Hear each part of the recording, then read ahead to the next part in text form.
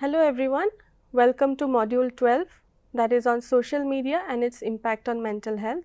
Today is lecture 2 and the lecture is going to focus on social media and self-esteem.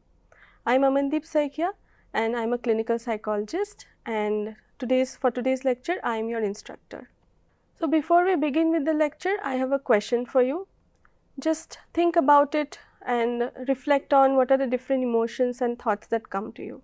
The question is, have you ever posted something online and waited to see how many likes you got? So what are the different thoughts and feelings that comes to you? So whatever you are feeling right now, it says a lot about how social media affects our self-worth. So that is what we are going to focus on today, and I'll just let us now look at what we'll be covering in today's lecture. So this is the overview of our lecture today. First we'll be understanding what is self-esteem. We'll see how social media can distort it, and lastly we'll look at what are the different strategies that we can apply to maintain a healthy self-esteem in this digital era. By the end of this lecture, I hope you'll walk away with a clearer understanding of how to use social media mindfully without letting it harm your self-image. Let's begin. So before we connect social media and self-esteem, it is very important that we first see what does self-esteem actually mean. So according to the American Psychological Association, self-esteem can be defined as the degree to which the qualities and characteristics contained in one's self-concept are perceived to be positive. It reflects a person's physical self-image and their view of their accomplishments. So if somebody is having a healthy self-esteem, it gives them the courage to face challenges, connect meaningfully with others, and bounce back from setbacks. On the other hand, when self-esteem is low, it shows up as self-doubt, constant self-criticism, and excessive worrying about what others are thinking. Now let us look at how social media is impacting the self-esteem. So in today's interconnected society where we are constantly having an exposure to social media, we can connect to anybody at any time.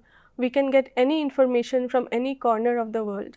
So we are so exposed to this social media, the digital platforms, that it is affecting our mind, the way we look at things, the way we think about ourselves as well. So social media acts as a distorted digital mirror. So think about it. What do you see online? So whenever we are looking anything in the online medium, what we see is the good moments. We see that people are going for vacation, they are celebrating their success and all the positive things. But we rarely see the negative side. We'll rarely see the difficult times that people are going through, the challenges. So this constant exposure to others' highlight reels makes it easy to believe that everyone else is doing better than we are. And because of this, we may forget that these are often curated or edited snapshots of people's life and not the full story. So now if you look at the slide, you can see this image, and as you look at this image, I want you to consider one thing. How often do you compare your everyday life to someone else's curated moments online? Now let us talk about why adolescents are especially vulnerable to this, the effect of social media on the self-esteem. So in my previous lecture, especially if we go to module 1, where I have talked about how adolescence as a phase is constantly growing, there are different developments that are happening. They are trying to find themselves, who they are, what they like, they are forming their identity. And because of this, they are constantly, as I said, there is so much of exposure. The social media, the online medium has a very big influence on how they see themselves. So because they are also forming their identities, as I said, this makes them more sensitive to social approval and external validation. So many researchers have also shown over the years, globally if we see around 95% of the teenagers nowadays have an access to smartphone, and around 90% of teenagers have or are using social media. So we can see how they are constantly getting exposed to this distorted digital mirror. Many researchers, one significantly done by Jean Twenge, shows that there is a clear link between increased social media use and lower self-esteem. and along with that they have also found higher depression rates in teenagers. So, social media is not always bad. I have focused this in the past as well. When we are talking about the influence of social media, the negative side comes very easily to us. But if we look at social media, it gives a very positive influence if used in a right way. So, when I am talking about the positive influence, so the social media has a vast knowledge. So, whenever we want, whenever we need an access to some important information, we can always go online and just find that information we need. Secondly, for people specifically who are not comfortable or do not have an access to face interactions, can just go online and find some support groups or people with whom they can connect. Thirdly, it is also a place where you can just express and also improve your creativity. So, suppose someone is very good at art or music, but they may not have any classes around them or any kind of exposure. So, you can always find those communities who are also part of that art community or music, and you can just learn more about your field and improve your skills as well. Now, I'd like to focus on two theories that significantly has worked, or there is a connection on the social media influence on the self-esteem. The first is the social comparison theory. So, this theory was given by Festinger, and he said that humans have an innate tendency to compare themselves with other people. So, as we are comparing, he said that there are two ways in which we compare ourselves. One is the upward comparison and one is the downward comparison. So, the upward comparison says that we tend to compare ourselves with people whom we consider is better than us. So, when we look at online, whenever we look at online pictures or some celebrity, this is what is working there, the upward comparison. Then the second is downward comparison. So, this is when we are comparing ourselves with someone whom we consider is worse off than them. So, in both the comparison, so in upward comparison what happens is that because we are looking to someone whom we think is better than them, so this will sometimes give us a sense of hope, but also tend to demotivate us. So, if we constantly expose ourselves to information or people or pictures, and especially if we look at the teenagers, the adolescents or the youth population, it can tell us or increase the sense that others are better than me. So, indirectly it is also lowering our self-esteem. Similarly, the downward comparison, where I said that you're comparing yourself with some you consider is worse off than you. So, it may give us a false sense of ego boost, which is also negative. The second theory is the self-discrepancy theory, and this was given by Edward Higgins. So, he proposed that we humans we tend to maintain multiple self representations. So, he gave three selves. One is the actual self, the second is the ideal self, and the third is the ought self. Let us look at what it is. The actual self is who we believe we are. The ideal self is who we aspire to be. So, this is more based on the hopes and desires, and the ought self is who we feel we should be. So, this is based on the duties or the norms. So, it is found that if there is a big gap between the actual and the ideal self, that is who we believe we are versus who we want to be, if there is a lot of gap, it tends to trigger feelings like disappointment, dissatisfaction or sadness. Versus if there is a big gap between the actual that is who we want to be and the ought self, that is who we feel we should be, it leads to anxiety, guilt or fear of negative evaluation.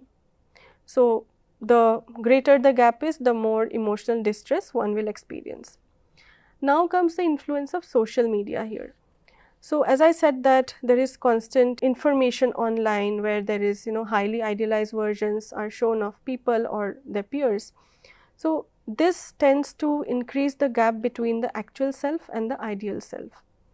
So, especially when teenagers, the adolescents, when they are looking at such information, they tend to internalize these curated ideals as their personal goals, and because of that there is lot of effect in their self-esteem. Now let us look at how social media turns our need for approval into the form of currency. So online likes, comments, shares and followers, they all act as public signals of what our worth is. So every notification that you get, every ping, every sound of the notification you get, this in a way increases our brain's reward system. So it will increase the dopamine pathway in a way, making us feel that we are feeling happy. So because of this, it increases compulsive checking. So whenever you post, as I asked you in the previous slides, that after posting, have you ever felt like checking your social media page again and again, whether I liked I got any likes or whether I got any comments. So because that reward system is being activated, we have this this constant need to check whether you got any likes or comments. So what happens over time is that our brain starts to equate these metrics with our self-worth. So this is especially risky because it trains us to seek for external approval, external when we are seeking validation. So instead of improving our self worth or self-esteem from within, we tend to look for this validation from outside. So every like you get in a way increases this self-worth. So the next time you are trying to post anything online, just ask yourself that whether I'm posting it because I'm enjoying it, or I'm posting it to get more likes and comments that will feed my internal validation. Now let us look at the science behind why likes and comments feel so rewarding. So a study was done by Sherman and colleagues, and it used mainly the brain scans to show that receiving more likes activates the brain's reward centers, just like real life praise does. So you can see in this slide the figure, right? So there are yellow and orange highlighted areas. So this shows that when one is receiving a like, how the brain centers are getting activated. So what this means is that both giving and receiving likes, just in social media, it activates the brain's reward circuit, especially the areas around the ventral striatum, the ventral tegmental area and the parts of the prefrontal cortex. And this is the area which is usually involved in feeling pleasure from rewards such as food or money. Now let us look at the concept of FOMO, that is the fear of missing out. So seeing others highlighted reels can make us feel left out, lonely or envious. Over time we feel that others are living a better life and you are not. So this can in a way increase the sense of missing out and make you feel envious of others' lives, or just deepen loneliness as well. Many studies have also shown that a large number of social media users regularly experience FOMO, which can lead to endless scrolling, negative self-talk and dissatisfaction with our own lives. The truth is that we rarely see the mundane parts of other people's life. So I brought this concept of FOMO here because I wanted you to realize that, or just to help you remember that we don't need to measure our lives against a curated feed. Instead, we can practice gratitude for our own reality and limit mindless scrolling that feeds the FOMO. With social media also comes a lot of exposure to online bullying. Many people are getting trolled when they put up a post online, a video, like you will see so many reels. There's so many negative, along with positive comments, there's so many negative comments as well. So when people are receiving such comments, it affects the way they, see themselves. Like lot of comments as such can influence the mind of people, especially the adolescents and the young adults. So apart from trolling, many people experience body shaming and harassment, which can follow them everywhere in their phones and devices. So as I said that the minds of adolescents and young adults are getting affected mostly. So what happens is that one cruel comment that they receive, it can stick into their mind and it may outweigh all the countless positive ones that they have received. So because many people also put their profile in a public forum and anybody can have an access. So in a way people are aware that they will receive such good and bad comments. They may feel that they are very strong to be able to hold such comments and not get affected. But over time, when they are receiving constant comments, negative ones from anonymous people, it will have an impact in the minds. It will affect the way you look at yourself, the way you have your self-esteem, your self-worth. So now we'll look at the gender differences in the digital landscape. So it is seen that women are mostly affected as compared to men. Many researchers have also shown that. So girls and young women, they often face more emotional risks online, especially on platforms that focus on appearance. So spending hours scrolling through idealized images can feed the self-doubt and the pressure to look perfect. So many girls, they compare themselves to edited photos, and in a way that lowers their self-esteem, where they'll be looking at themselves in the mirror, comparing their different features.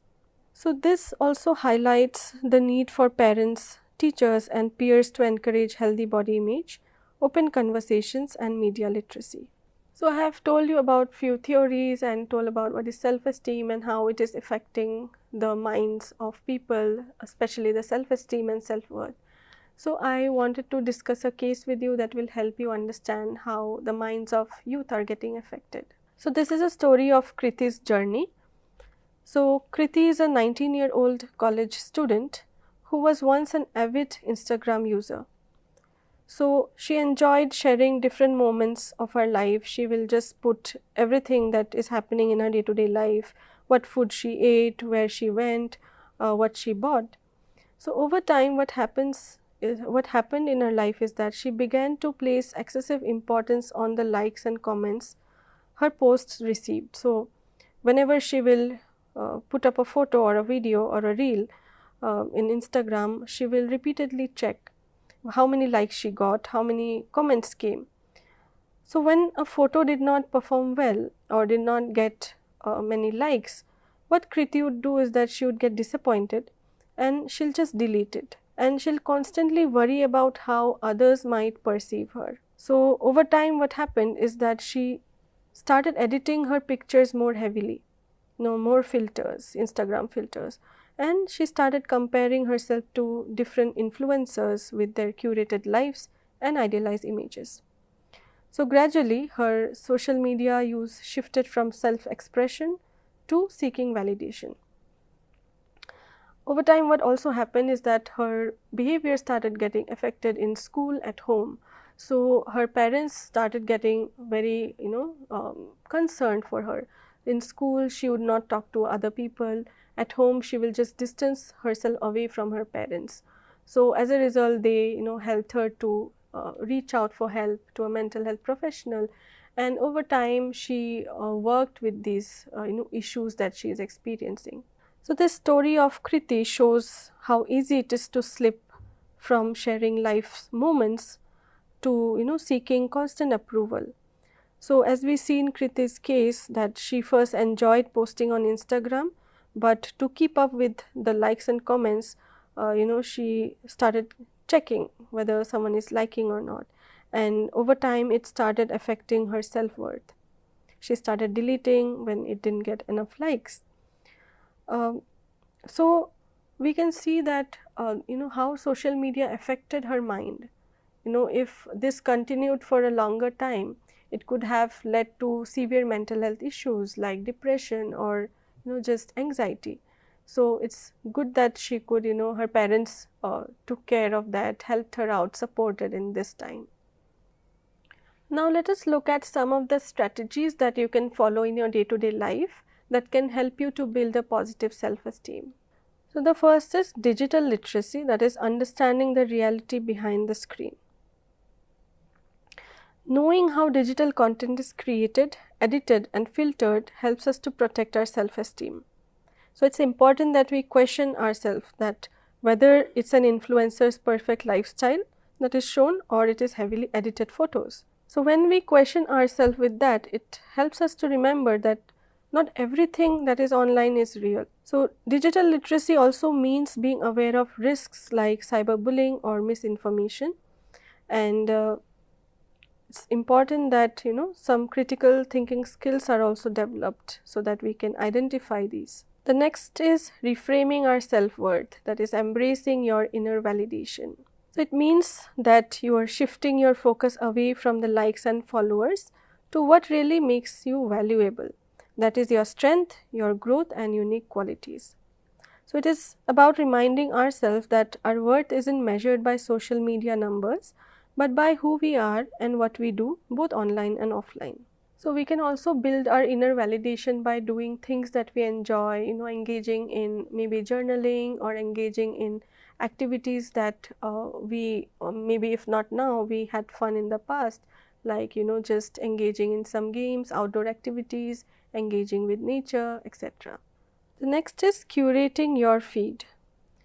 So when we are talking about curating our feed, we do not have a control over what people are posting, what are the lives that they are trying to show, but we have a control over what we see. So when I'm talking about curating your feed, it can mean different things. One is of course keeping away from such accounts. So any account that you feel is constantly, pushing you to feel negative about yourself, please unfollow them, be it in Facebook, Instagram, Snapchat or any media like that. So keeping yourself away from such content. The next is try to follow accounts that actually inspire you. So it can be a celebrity as well, but if you feel that somebody or account or a video you saw is really uplifting and is helping you to get a sense of who you are, then you can follow that account. So it will also help if you think your feed like your environment. So try to keep it supportive and uplifting. So choose content that aligns with your values and what makes you feel good about yourself.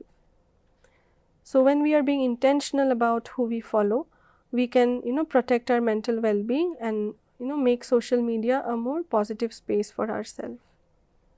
The next is taking a break. So it's talking about time limit and digital detox. So when we are talking about that, it means that you are being aware of how much time you are using in social media. So it's important that you take breaks or set some time that, okay, this is the time when I will use social media, maybe like a particular time of the day, and this is the time when I will not use social media. So immediately after waking up, not touching your phone to check, the likes or comments or anything online. And also it's a good habit if you can keep your device away. So instead of, if you're scrolling your phone, you may constantly feel the urge to click on the app. Suppose Instagram, you just want to click and see whether you got a like or comment. So it's better if you can keep your phone aside. So keeping your phone aside maybe 30 minutes before your sleep is a very good habit. Then the second is scheduling break from such apps. So many studies have also shown that when someone is trying to keep themselves away from such apps, so suppose Facebook, you are keeping yourself away from Facebook or Instagram for a week or maybe the weekend, 2-3 days.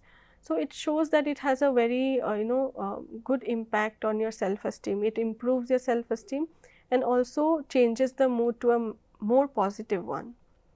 Then the third, so if we are keeping ourselves away from devices or social media, it's important that we know what we will do if we are not engaging in that.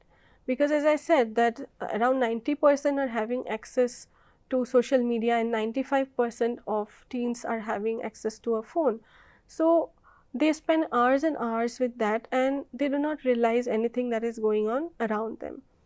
So if someone is not using a device, who is used to using such devices for hours and now is not using them, so what will happen is that they will be confused, they will be bored, they will be like annoyed, irritated that what I will do now. So you need to have some offline activities that you will engage in. So when I'm talking about offline activities, you can do many things like engaging with your nature, maybe going for some walk, maybe spending time with your family, doing exercise, engaging in hobbies like art, craft, music or sports, anything that you like, or maybe now you are not having any hobby but in the past you did so. So why not explore those offline activities? So over time, as I said that social media is activating the dopamine, and the reward system is getting activated. So as you shift to offline activities, such offline activities will also do the same thing for you and improve your mood as well. So along with that, it is also important that you build critical awareness where you are questioning what you see. Okay, so next time maybe you can try, the moment you open a social media platform, just ask yourself when you see a photo, is this real or is this edited? And try to educate yourself on how algorithms and influencers strategically shape the content. Second is, try to foster some genuine connections. So use social media platforms for authentic community building, and also try to join some supportive groups. Okay, so as I said that you can find communities that help to engage with your creative side. So you can find those communities online and just be a part of that. The third is practicing self-compassion. So when I'm talking about self-compassion, it is about how you are being kind to yourself the same way you would be to another person. So when this is happening, it's very important that you are being kind to yourself, and when you're engaging in social media and noticing how you're feeling about it. And if you just realize that something is bothering you, just try to pause and refocus on what is important for you. So parents, educators, and other important stakeholders also have a very important role in helping young people. So they can help adolescents to navigate social media. So parents can have open conversations about what they are seeing online and how it makes them feel. This can also help to just build awareness. So it is also important to model healthy online habits. So parents or educators can make students aware, make the adolescents and the young adults aware of these things, where they can learn how to balance their screen time and offline activities. So teaching students to value who they are inside and not what they see online can also help them to promote the growth.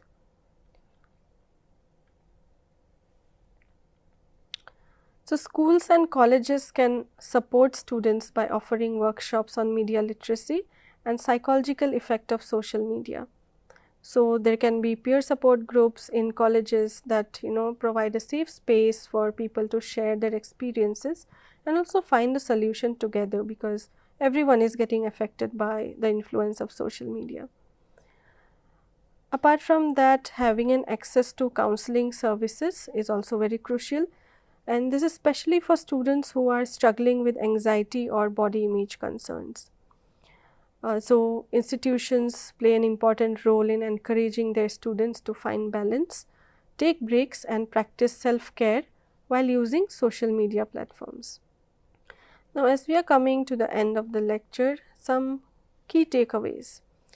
So what we learned is what is self-esteem and how social media has an impact on the lives of adolescents and young adults, and how it makes people question their own self-esteem and self-worth.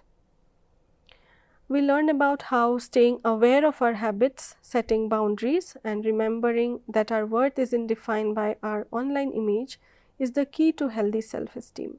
So we need to know that one small change, like curating our feed or taking a break, can help protect our self-worth. So this is the main reminder, and it's also important for us to know that we are enough with or without likes and followers. So before we come to the end of our lecture, one more question for you to reflect on after our lecture is over. That is, what is that one thing you will do differently after this lecture? So with this, I come to the end of our lecture today. I thank you so much for patiently listening, and I'll meet you in the next lecture.